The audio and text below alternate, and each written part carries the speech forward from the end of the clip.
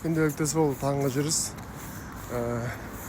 Санаңды тазалайсың, ойыңды жинақтайсың, күндік жоспар планыңды анықтап, соған қарап әрекет жасайсың.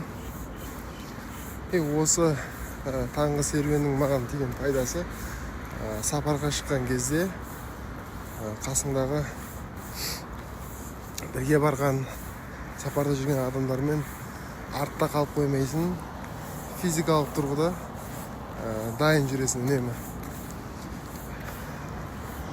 Кешегіде сапарға шыққан кезімізде бір күндік шагымыз 10 мың, 15 мың, 20 мың, 24 мың, 32 мың шаққа дейін шығып кеткен күндеріміз болды. Сол 32 мың жүрген күндері ертесіне қайта тұрып, тағы да жалғастырып кетуге мүмкіндік болды. Яғни бұл физикалық тұрда дайын жүргеніміздің арқасында.